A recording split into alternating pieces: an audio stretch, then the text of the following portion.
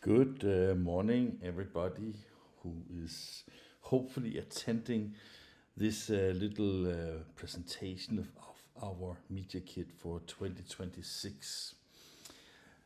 Uh, it's uh, it's always a big task to do a Media Kit because it's not just about pricing. It's not just about uh, the services that we want to provide. It's about identifying the changes in the market and how these changes influences your business as a PSP and your business as an OEM. And actually today we have a rather filled up agenda, so let me share the agenda with you here. First and foremost, you can see it's a little bit of a dense program, and therefore the session is of course recorded, so you can review it afterwards if you like. You also, even though we have a dense program, very welcome on LinkedIn in the post for from this morning. There is a link, so you can also join directly here in the webinar if you're interested. And I should be able to see comments that are asked if there's any questions in both YouTube and on LinkedIn. So let's dive into it. One of the most important things when you are looking into the market is about understanding how it will develop. So we have made a few, um, let's say, analysis from how we see the market. So basically, that I want to share with you. So let's find that slide here. So there's a few things that hopefully also gives you a better understanding why the products and services that we have developed is done as it is. I have been researching both on Google and also using some AI tools to understand how are viewers actually and how is readers and how is the market developing. And it's actually quite interesting because in the same time as we are reading more and more books, and as you can see, the book market is really thriving these days, the less we actually read on the, let's say, daily basis. There's a few researchers, one of them is from Analysis Institute Nielsen, that say the attention span is simply declining, and they claim that it's only 74% of articles that are typically read.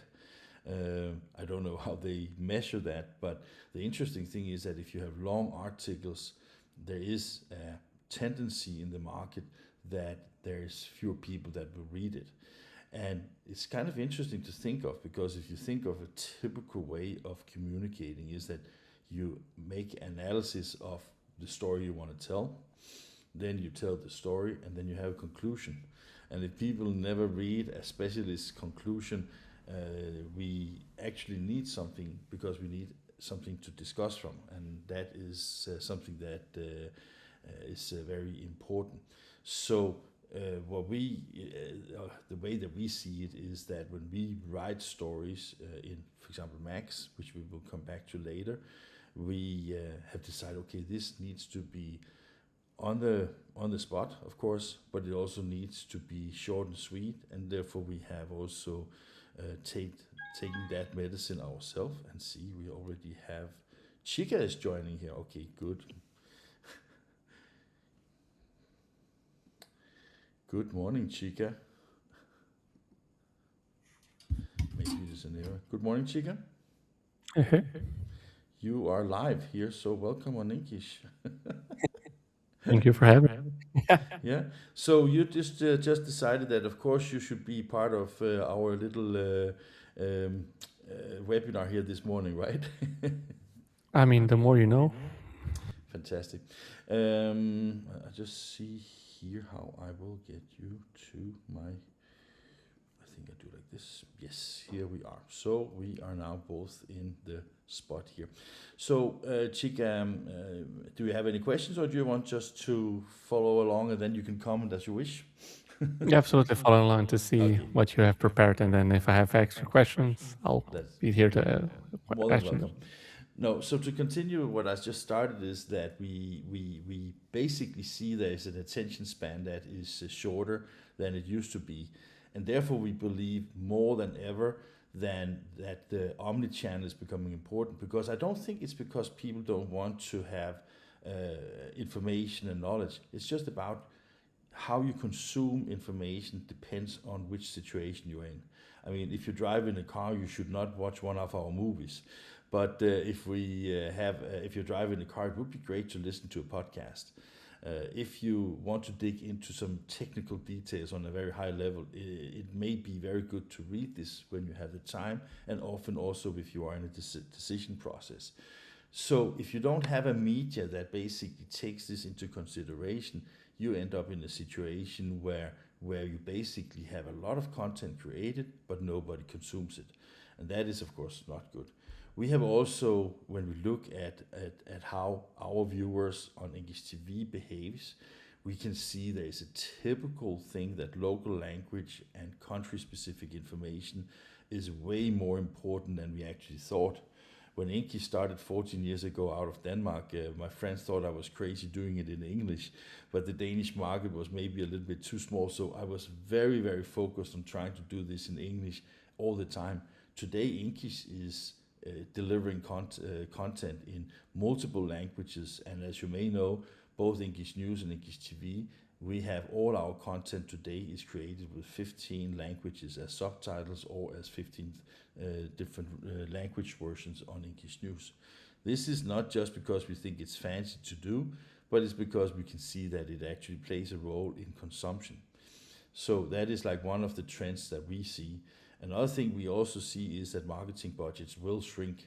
It might be something that, marketing people don't really want to talk too much about, because still they want to get the most out of the budgets. And that's actually how we also see with our media plan for 2026, how can we stretch the marketing dollars, or euros for that matter. So we think that either you have to spread out your money on more media, which will saturate the quality of content, or you will have to pick the media that you think creates the most value for you and for the business that you have. We also believe that allocation of money to marketing activities will be more centralized in the future. And that is not bad, because if you think about how long the selling cycles are, short-term advertising may not have a very big effect. It is the long-time branding and pull marketing of information that you need at certain given points, which we believe is the most important thing. The last, and of course also very important thing right now, is the political challenges. The elephant in the room is Donald Trump right now, because of the tariffs and the I would say the uncertainty that we see in the American market. There's a lot of people that have difficulty selling there because nobody really knows how much they pay for it. I mean, an example, last week it was 15% tariff, then it was not acknowledged by the High Court, and basically then it was 10% for one day, and now it's back to 15%. Nobody knows. So what we are emphasizing, and what we want to also support you with, is an increased focus on the BRICS countries. And as you may know, and I will talk about later today, we are focusing a lot on Latin America. We have acquired a stake in Revista El Impresor. Chica is actually educating the filmers there right now, so we can get not just in print but also filming in the same quality as you know from English Today. So these are just two of the things that we are working on right now.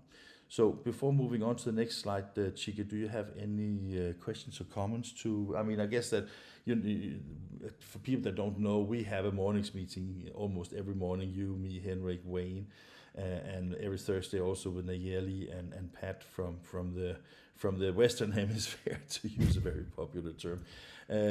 So we talk about these things quite a lot. So what is your view on let's say the quality and the thing that you see in the market? Is it increasing or is it decreasing, Chica?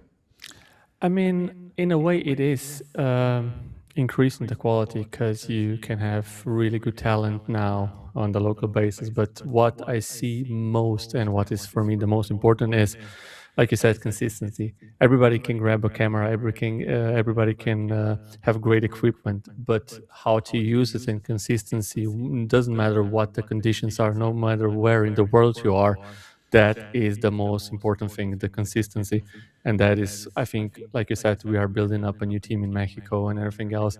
I think that is the most important thing that we need for you as a brand more than anything. And that is probably what we can deliver.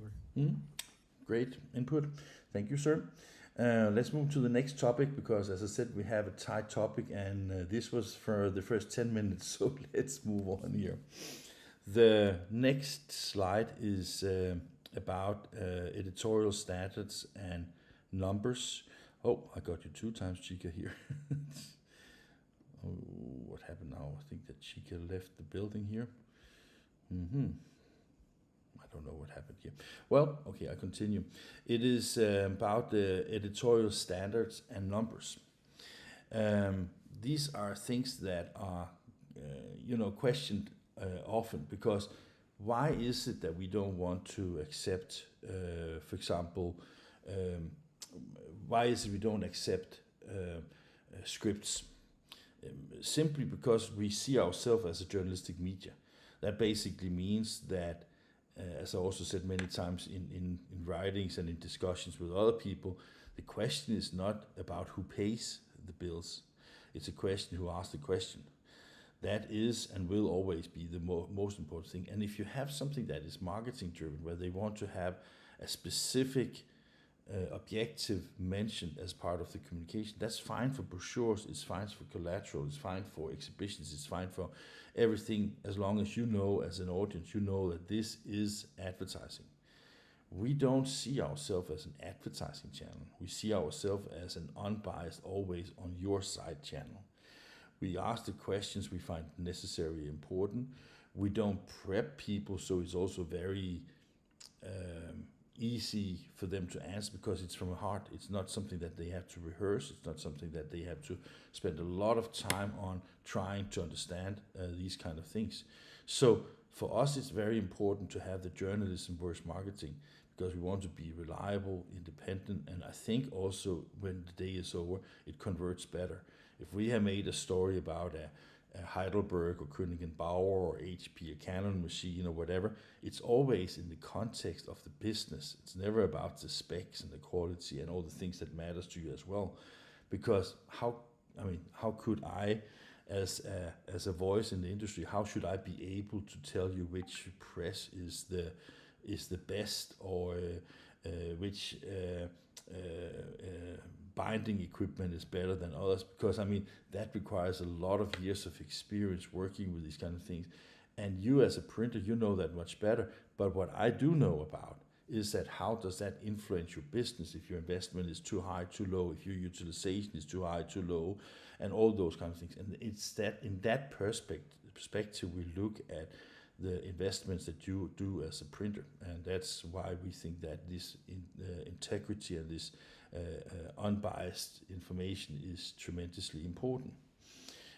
We have actually, since we were founded in 2014, worked on we call the journalistic spiral, and that is basically, it's literally a spiral. It is on our website, but it's literally a spiral that describes the process of how we do almost all of our interviews. It is about identifying who are we talking to, what is the market they approach, what is the business challenge they have seen since they are into a new market, how did they approach the market before they picked the current supplier, then they came to the selection process, why did they pick that supplier, how has the implementation been after picking the supplier, and what is the ROI of the investment. And if you look at our films, you can see that it pretty much built all that template. Of course, you always try to, bridge a little between and out to make it more interesting from an audience perspective. But I think it works pretty good, and I think that it matters in the sense that we have these, again, unbiased questions where we ask them, but we have that thing. Another thing we also subscribe to is the 7 news criteria. The 7 news criteria is something that the really big media are using to basically give a promise to the audience. That is like being timely, being critical, being on time, being unbiased, all these things that you would expect from a huge media. And despite that we are growing every year, we are still a very small media. We're also one of the smaller players in the graphics arts industry, but we are growing. We grow more than 30% every year, both revenue and in numbers. So we're very pleased about that position that we are in. And that is, of course, also something that leads to some of the things that we're going to talk about in a few minutes as well. And then it comes to the numbers, because we don't reveal numbers, and there's a good reason for it. I will tell you why.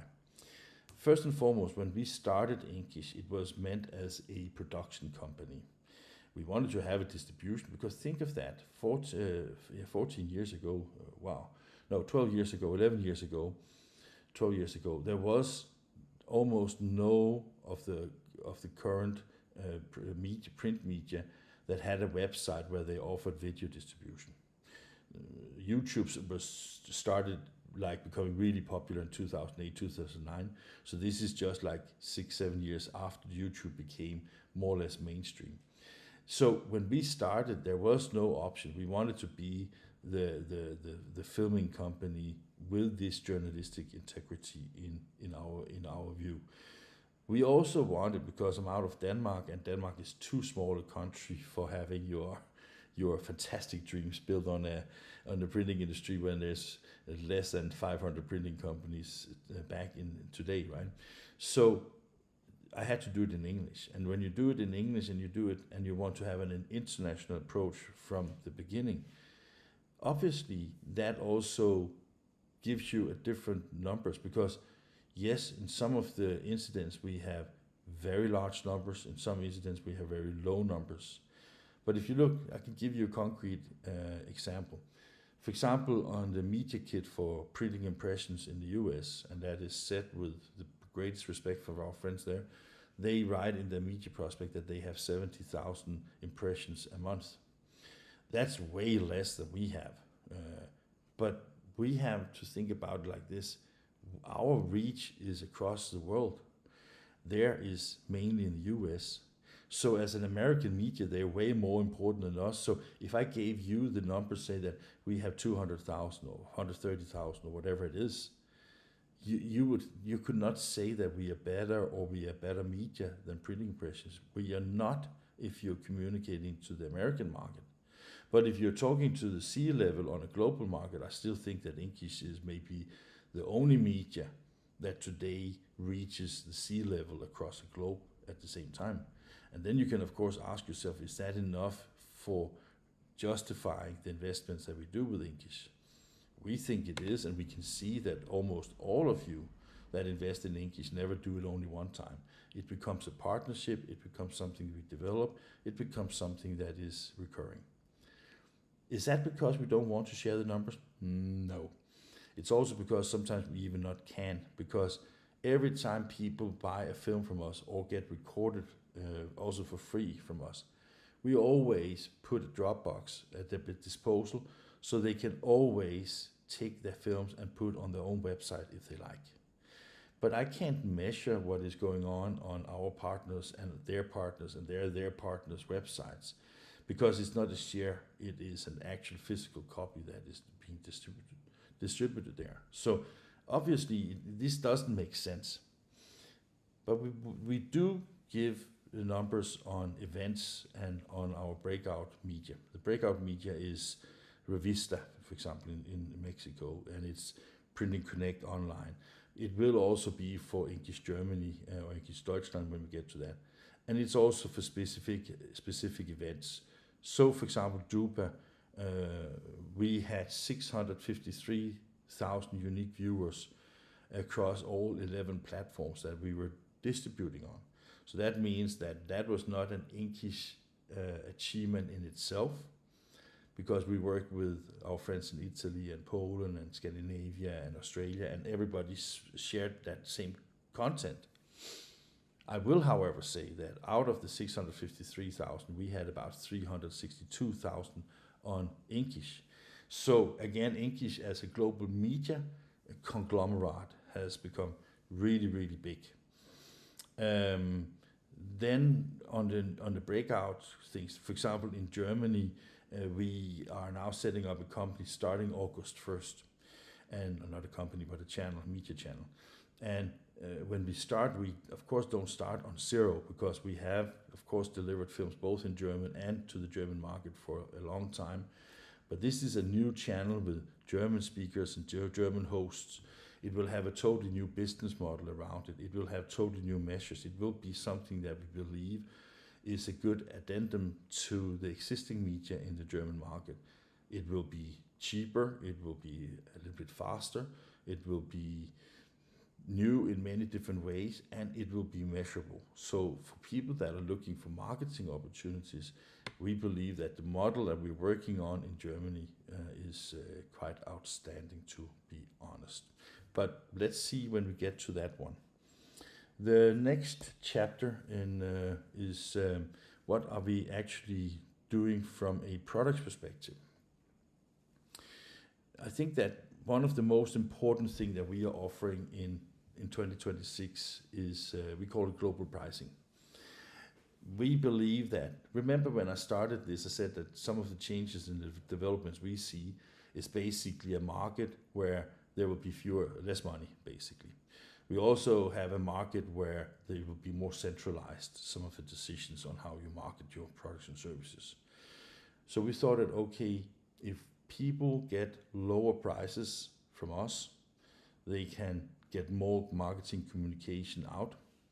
At the same time, if they get lower prices, our payment for that is loyalty.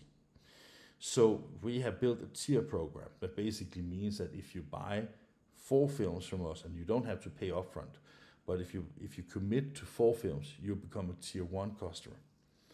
That gives you €1,000 discount plus the travel package. So that means that we can travel anywhere in the world and make an English film for €5,595. That is, in our opinion, very competitive and should be very attractive to almost everybody. Even some PSPs should be interested in maybe investing in this because of the reach we have with this.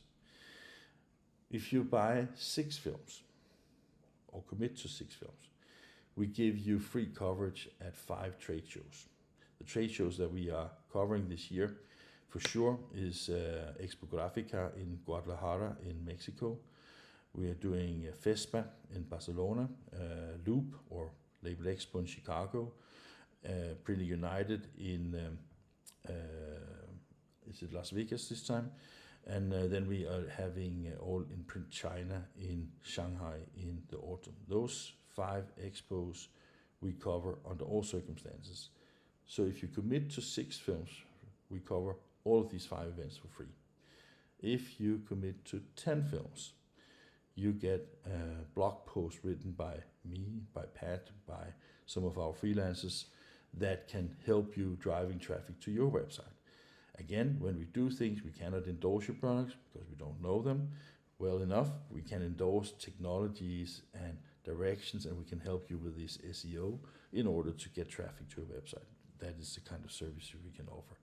And if you are the second or the last tier, which is the highest, you can basically get all the content that you get produced from others, yourself and from other companies, delivered in the English channel and PCO channel.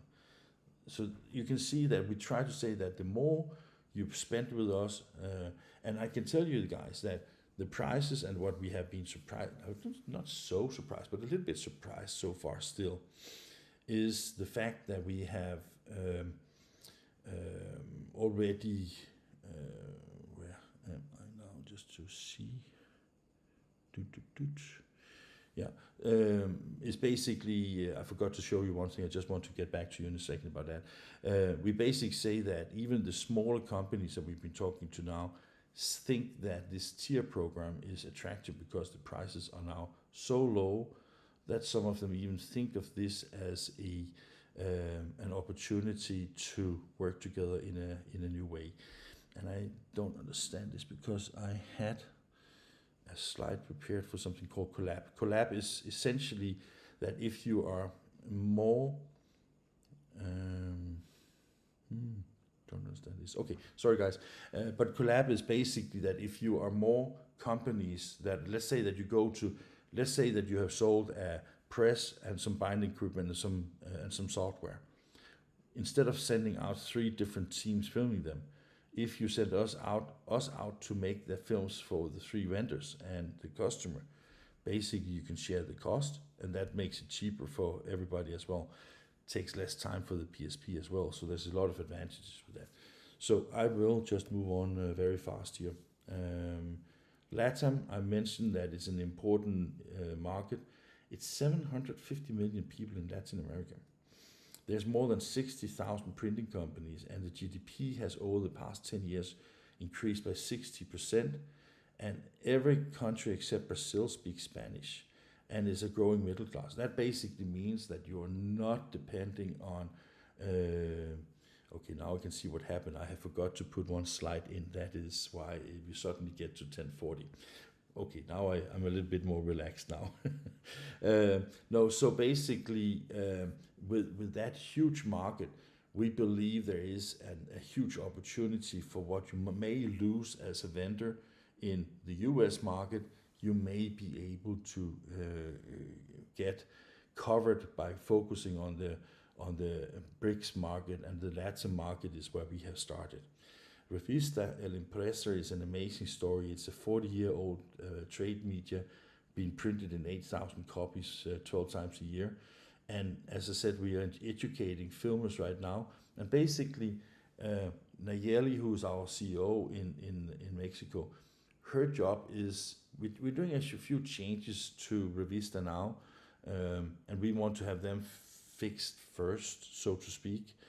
But when we finished with that, her job will basically be to say, okay, let me go to Belize, let me go to Honduras, let me go to Nicaragua, and see if we can have more people in the market interested in working together to create one big media conglomerate where the center pages of Revista El Impresor is country specific and the rest is technical business, so we can have a magazine included with the film channel that can basically also educate and develop the market, even though it's very developed already. We have made some fantastic films from some fantastic printing companies in Latin America. Before I forget about it, I actually want to see if this works here. And it didn't. So hang on a second here. I'll just see if I can get into something I would like to show you. And everything works a little bit strange here now.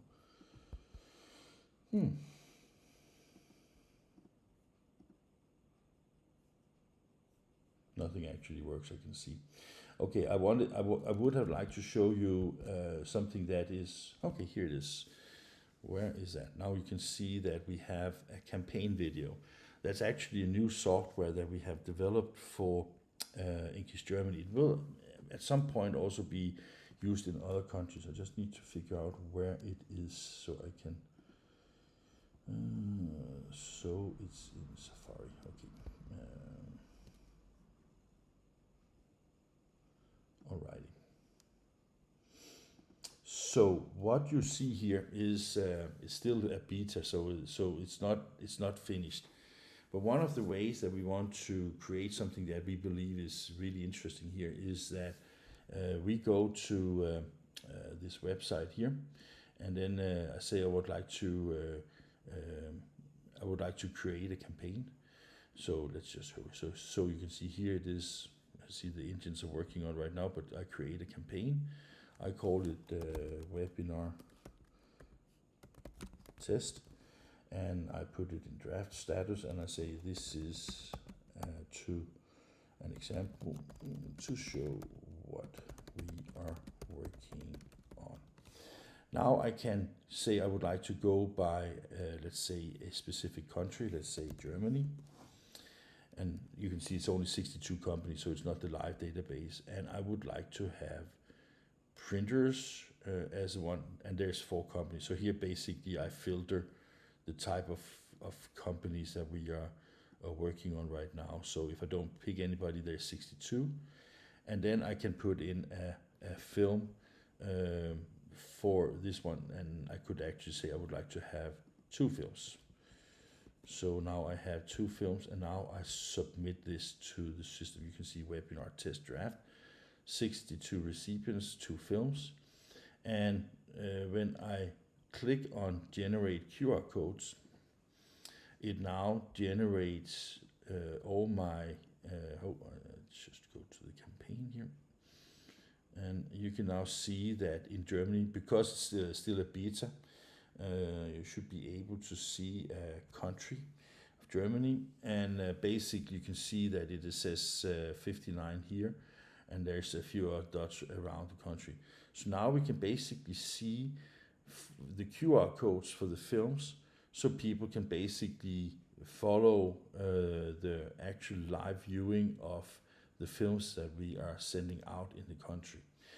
And if you think of this for a second, that basically means that we can keep an eye on the development of a media, because this can of course be used for a lot of other things than just videos. It can be for podcasts, it can be for printed magazines, for everything that relates to something that is in my view very interesting, because again we want to be sure that people see, we want to measure, and as we know who these printing companies are, we can basically see, okay, is any of them watching this? And now we can start to identify, okay, this is a label printer, or this is a packaging printer, or this is a commercial printer. All these things that are important in order to understand the value of what we are trying to achieve.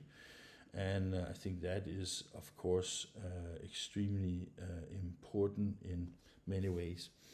Another thing that we are also doing in Germany, and we are extremely pleased with that, is we are in November, from November 3rd to 5th, we are going to do an event in Germany, in Kassel.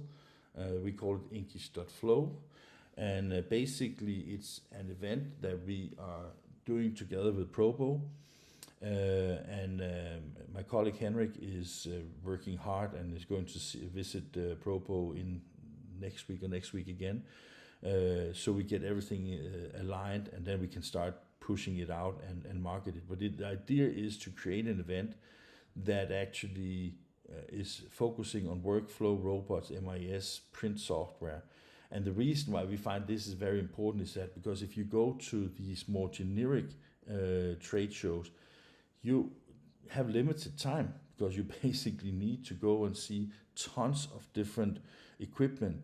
So, and if you think of this, when you look at, for example, an MIS system, you will probably need to sit down half an hour or maybe even an hour before you get to the details that you need. So it's a totally different way of going to an event compared to going to a regular trade show. There will be a department for robots, and the requirement to exhibit a robot is to have a robot there. So it will be it's not a roll-up show. It's a real event with the real hardware when it comes to robots, and for the software we are doing what we call silent presentations. That basically means that you're using your own headset from your mobile phones to connect to the booth that you would like to. We also make it as an online-offline event. That basically means that if you don't want to attend, or you don't have time for it, or you're in the other part of the world, you can live log into the demos that are going on during the days at the show. But more about that later. It will come at a little cost, like 20-25 euros to attend. But for that you will get food and drinks, and I'm sure we will I'm sure we will have some good time there, because it is we can see from the 3D renderings we have got from the venue already, it will be something that you have not seen before, at least not what I have seen before. So I hope that you will find it as interesting as we do. Next, Max. We cannot be a media in the printing industry without having a printed piece as well. And Max has become a really, really great asset for us, because it is it has become like in the beginning, it was like, as I said to you in the beginning, basically when I started Inkish many years ago, I wanted it to be a global media from day one. But I also realized that if you want to be really truly global, you need to have many, many languages covered. And to make one magazine in 100 languages or in million or 2 million copies, there's no business model for it. I could not find it. And we were like, okay, what should we do, and how can we do it in a good way? And how can we also make something that is not requiring us to start selling advertising because we've never tried it, and etc. So after some period, I called my colleague Henrik and said, Henrik, we are so stupid. Inkish is known for our films and our content we create. So we should, of course, use that as a basis for a magazine. So what we do now is that when we have been in, the first magazine we made was called California Cruising. And that was essentially, it was a great idea because we were visiting 8 printing companies in California. We wrote stories from these 8 companies. We printed a magazine in California and delivered it in California. The idea of having something that is so local, produced locally, distributed locally, was simply a game changer because it didn't cost too much for the vendors to advertise, which they didn't, but they paid an extra fee compared to just having the films. And we made a beautiful magazine. So we have this square format that is, everything we publish is in that square 10 by 210 format right now. And that has extended also to that, for example, last week we were in Las Vegas for the Connect. So Pat and I, we interviewed some people. We wrote some stories about cost prices and calculations and sustainability, and did some interviews with Nathan Safran from Israel doing research. We did some interviews with Brent, the relatively new CEO of graphics communication and so forth, and printed actually a magazine on site in Las Vegas last week and handed it out in 500 copies. Fantastic idea, and it executes well. And that has now extended also to when I said in my presentation of this that Drupa is coming in, is that we say that, okay, to have a Drupa daily, maybe that doesn't make so much sense. Because I don't know about you guys, but I was so busy at Drupa that the dailies I collected, I mainly got to read them when I got home.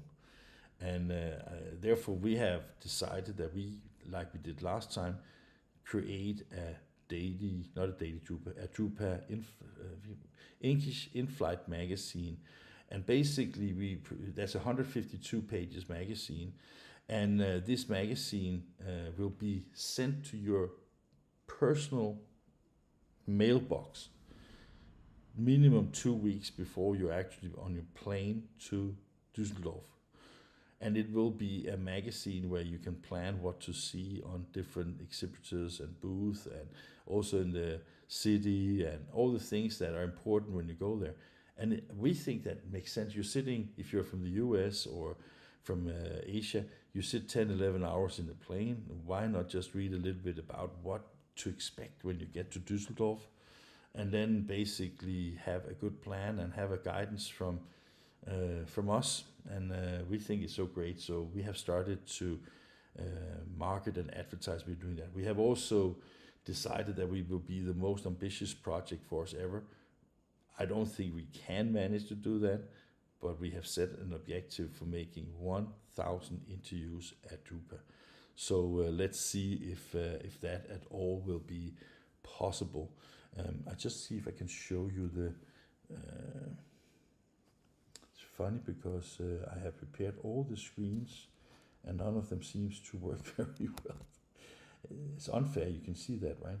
So this is the replay that is apparently going on some of the browser windows. Just let me see if I can find something.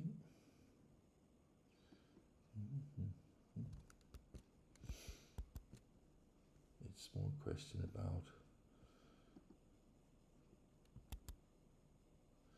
actually don't know why this doesn't work, because I have used this software for some time now, but apparently not good enough.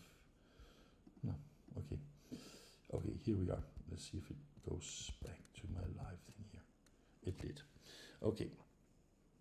I don't know why it changed. I must have done an error, but this is the magazine we did at for Connect in Vegas. Actually quite proud of it, because it was done in relatively few days, depending on your taste, of course, but I think it looks pretty cool as well. And I promised before to say a little bit about what do we do, because you can think when you see it, oh, there's a lot of text in it. Actually not. Here is an article. It's about 300 words or 500 words if it's multiple pages. So it is actually, because we have big distance between the lines, and this actually makes it relatively easy to read. And I think that it is very specific and focused on the kind of topic that we are doing here. So from that perspective, I just think that this shows that you can do magazines that have a design and that is not too text intensive, but still looks and delivers that information that you need to. Last topic before, actually we will end before time unless somebody will ask questions, of course, is PCO. This is actually our friend Chris Min from Print Ireland. He said to both me and Wayne at Printing United, it's actually a no-brainer product, and yet it takes a lot of time to sell it. It's a very interesting project that we have engaged with, and which works perfectly along with the inkish things that we're doing already. The idea is that you have you have a website with a lot of information. There are tons of addresses and links and blogs and a lot of things that are, in my view, really relevant content for a PSP or a vendor for that matter. And the business model is really, really simple and great as well, because if you look at, we have, I can't remember, 50, 60 sponsors or something like that on it. But if you think of this for a second, if you should read all their news, you had to go to 50, 60 different web pages to digest the information available from them. Or you have to be sure that the trade media of your preference has all the news that are brought from all of these vendors. With Printing Connect Online, when you sign up for a newsletter, every Monday morning, the Printing Connect Online basically digest all the newsletters, all the social media, all the websites, all the news from the sponsors, and gather this into one email that will be sent to you, so you can basically easily get the headlines of the industry that you need to, or dig into each of the stories that is relevant for you. For a vendor, this is only 1,495 euros a year.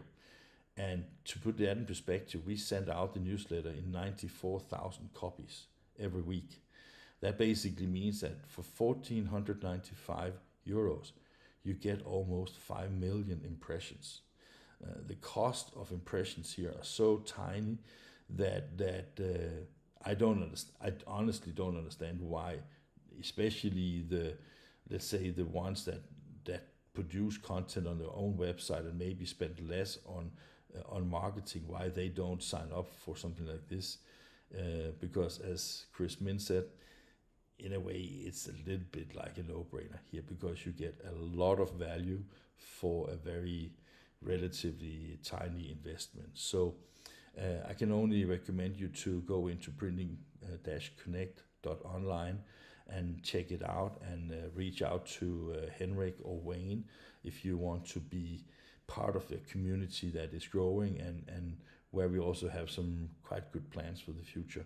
And that is, the last thing I will do, because I'm a little bit ahead of my thing here, is I will see if this actually works Funny, all my links doesn't work today. Am I lucky or am I not punk? Let's see here. I should just go to... Oh, now it works. Funny, that just takes a little bit of time. We have... this is the media kit. If you are interested, you can just send an email to... or connect on LinkedIn to me or to Henrik. Then we will send you the full catalog. It is... we have a lot of announcements here. We have also a non-event in Mexico this year. We have the next non-event called Sea Level in December. Online interviews are always for free. News is always free. You can just send it to news@Inkish.News. Then you will be featured. We spoke a little bit about Inkish Deutschland or Germany. This is the thing I spoke about, having a new way of advertising and our monitoring tool for the campaigns. We got a nice endorsement from our friend Bernd Zipper. He is having his OPS Online Print Summit in just a few weeks' time. So I guess there's still space, and if you are interested in new business models and in everything that relates to also the online printing community and really hot trends, you should still go there. We have also a very good friend, Rudolf Weid-Rudolf from Rudolf Druck. He is also a very inspiring and positive young man that runs a printing company, but also has his symposiums and is having something that we are covering on in May.